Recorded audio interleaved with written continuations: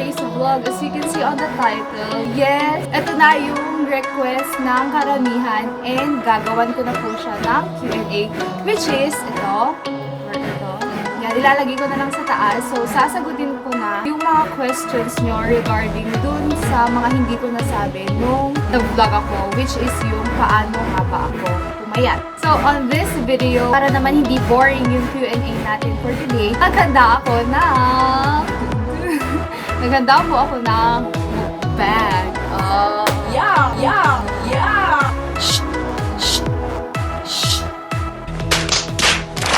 So, meron po tayong barbecue, isang itlog dito, and 3 packs of pancit canton po ito. Dahil sa wala po tayong lapel, wala tayong kahit anong charbachenes na mic, pasensyahan nyo na po yung mga ingay na naririnig nyo kasi ginagawa na po yung mga dapat gawin dito sa bahay. And malapit lang po kami sa kalsada. Syempre, iba na naman ang background. So, nandito po kami ngayon ng kapatid ko sa terrace.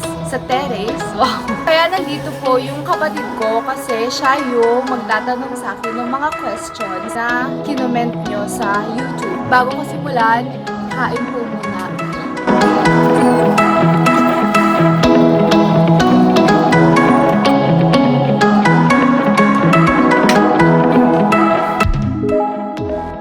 Paano nyo po na-achieve yung flat tummy? Pa-shoutout na rin po Ate Ganda by Kali Park. So, I don't do shoutouts kasi nahihiya pa ako kasi konti pa lang po yung subs natin. Pero, sige, pagbibigyan ko kayo. Shoutout kay Kali Park. So, shoutout sa paano ko daw na-achieve yung flat na tummy. So, sa totoo lang po, hindi po flat yung tummy ko. Kahit po nag-lose na ako ng weight, that doesn't mean na yung mga braso ko, yung legs ko is wala na siyang parang yung taba-taba. So, ang number one problem ko po ngayon is kung paano ko po i-flat yung tummy ko kasi meron pa siyang parang belly fats, yes. And I'm trying new exercises ngayong week. Kung mag-e-effect man siya sa akin, huwag kayo mag-alala, i-update ko kayo agad. Sa tingin ko, effective naman siya kasi 2 days pa lang nakita ko na yung result. And I will share this to you after 2 weeks. So yun, nasagot ko na yung tanong mo, hindi po flat yung tummy ko.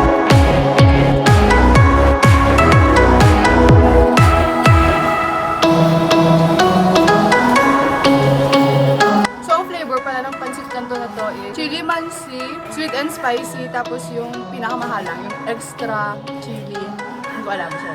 Mahilig kasi ako sa spicy foods, kaya...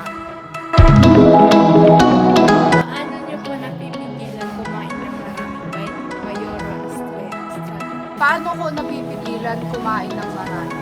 As simple as, wag mong amuyin yung pagkain, wag mong tingnan yung pagkain, and magkulong ka sa kwarto. And paano naman kung kumakain na kami, gusto kong mag-diet, pero dapat konti lang, pero hindi ko mapigilang kumain ng marami. Isa lang ang solusyon dyan, sis. Kung gusto mo talagang magpapayat, kung determinado kang magpapayat, syempre, dapat kontrolado mo yung sarili mo.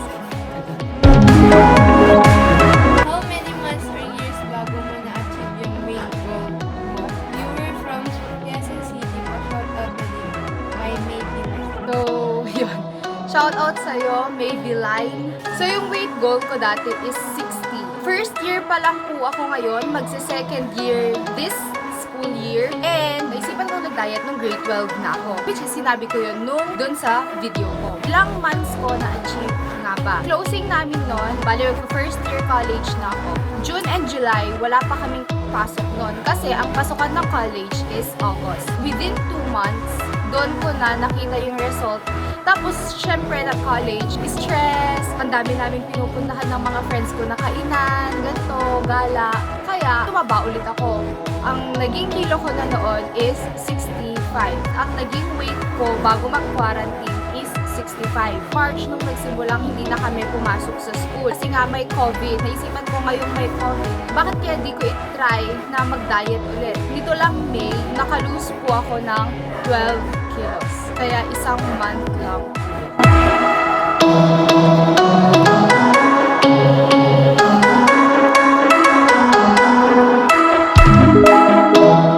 Paano mo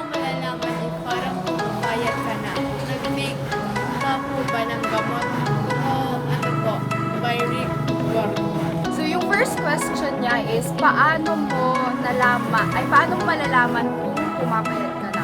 Ang waistline ko dati is 38. Ang ginawa ko, syempre, nasabi ko yung word na waistline, lagi ko pong minimeasure yung waistline ko. Hindi lang po yung waistline ko, lahat thigh, braso, hips, lahat po yan minimeasure ko. Kaya nasabi na, ganito pala, may improvement na. Wow! With video na! Ma!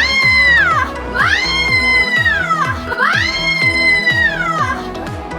Salam! Parang ka nga ron! Magkain ka! Magkain ka! Laman na kumain. Ala! Kaya nyo na video ko, Ala!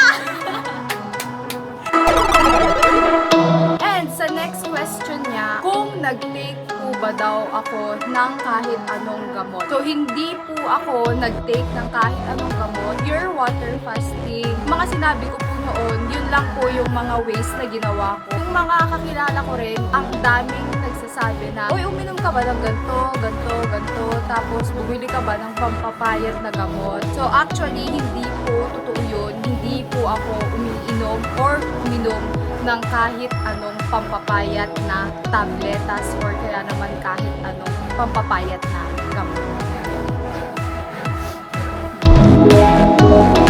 Tell us your skincare routine. Also, your face is so glowy. What's your secret? By Mayora Estrada. So, hindi po siya related dun sa pagpapapayat. Hindi ako mahilig mag-skincare routine dati. So, ang ginagamit ko lang ngayon is yung mga products na binili ko po sa Watsons.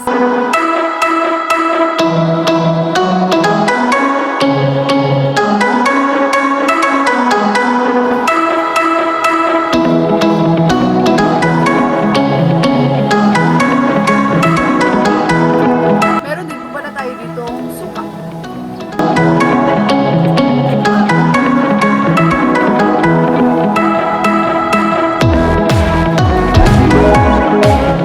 Ilang minutes po kayo nag-workout by Kim Asher?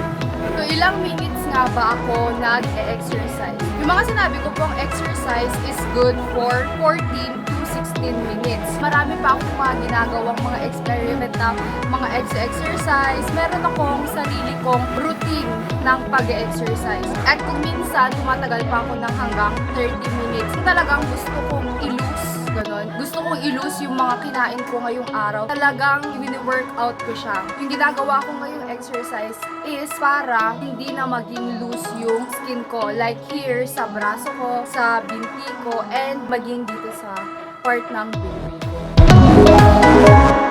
Anong kinakain mo everyday? Pa-diet plan ka po ba? Please sana mapansin niyo po ako. By Rick Gordon na naman.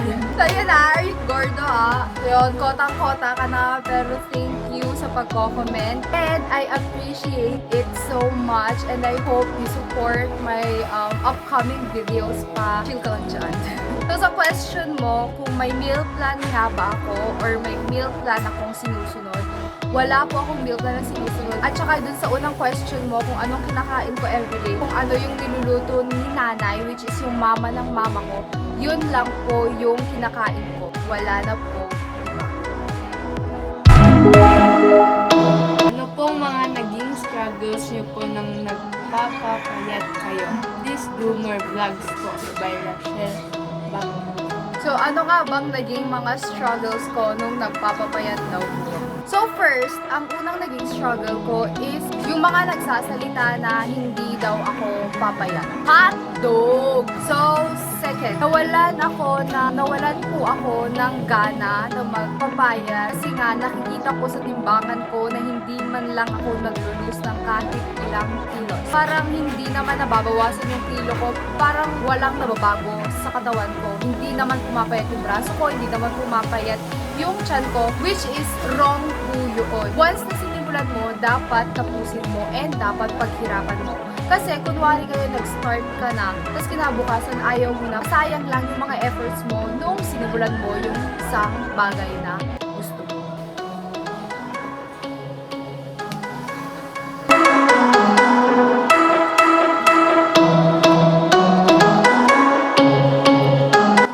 Gawin natin chopstick.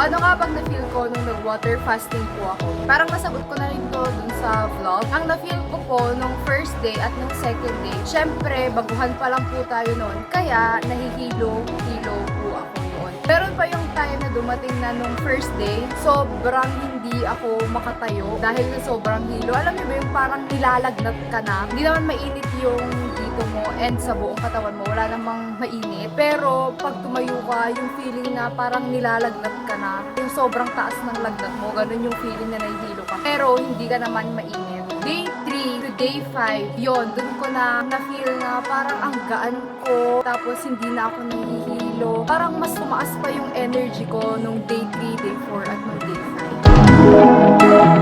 Paano mo po na-maintain yung weight pag nag-lose ka na? Not this by failure. Tulad nga ng sabi ko kanina, paano ko na-maintain yung weight ko pag kumakain din ako ng rice. Ganun din yung pag-maintain ko sa weight ko pag kumakain ako ng napakadaming mukbang. Sasagot ko na yon sa unang question ko kanina, kaya hindi ko na po yung sasagutin. Pero thank you pa rin sa question mo, failure and high skill.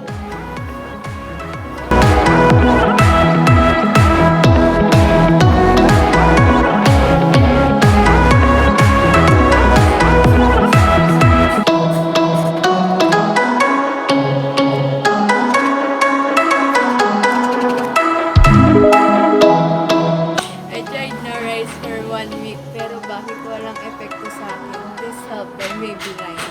Yan. Nabasa ko yan nung nanonood ako ng mukbang sa YouTube. May dalawang questions na pumasok sa utak ko nung nabasa ko yon. So, first question ko is, ilan na ba yung kilong nabawas sa'yo within that 1 week? Bakit ko ba natanong yun sa'yo? Kasi nga, ang nakakataba lang talaga sa atin is ang pag-inom ng soda and ang pagkain ng rice. Kasi kung tinanggal mo talaga yung rice sa 1 week na yan, girl, ilang kilo na ang mababawas sa'yo. Proven and tested ko na po yan. Which is yung keto diet ko nga. Yun po yung tinatawag natin, keto diet. Which is pure meat ka lang and water. So, second naman is, determinado ka ba talaga na pumayat? Kaya ko natanong yun, kasi if ever man na ang nalus mo lang na kilo is 2 kilo sa 1 week na yan, sis, ang laking improvement na yon. Pero sa case ko kasi, kaya ako nasabi na hindi ako kontento dun sa 2 kilo kasi ang gusto ko talaga is madali ang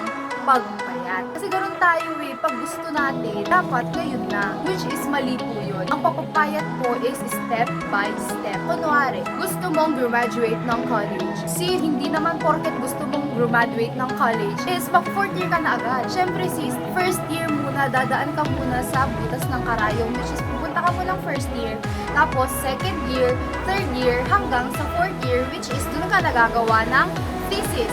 At dapat ipasa mo yung thesis mo para makagraduate ka. Ganun po ang life. Wala pong madalian, wala pong shortcut sa kahit anong gusto mong i-achieve sa life. Dahil kung gusto mong pumayat, kung meron kang patience, kung determinado ka, sis, trust me, papayat at papayat ka po talaga.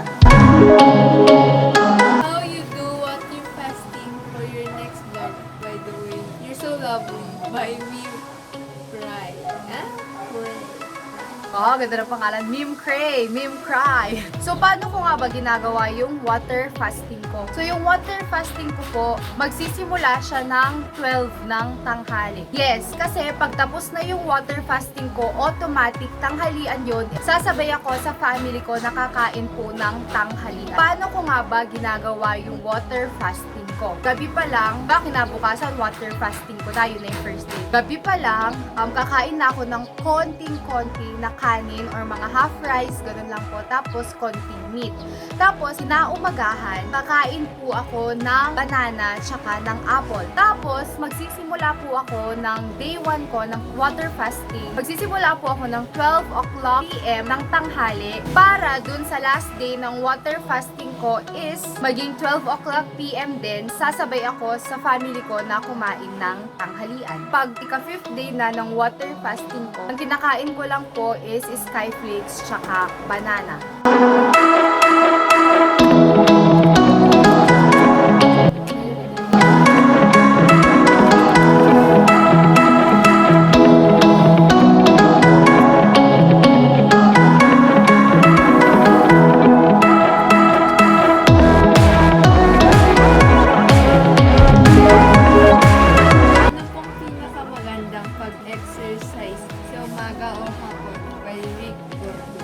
bang pinaka-effective na pag-exercise? Para po sa akin, nag-exercise po ako ng umaga. Kasi po, wala pa pong laman yung tiyan natin. Pag nag-exercise ka sa morning, tapos wala pang laman yung tiyan mo, pag nag-exercise ka, binaburn nito yung mga fats mo. Kaya mas effective talagang mag... Hindi ka na eh.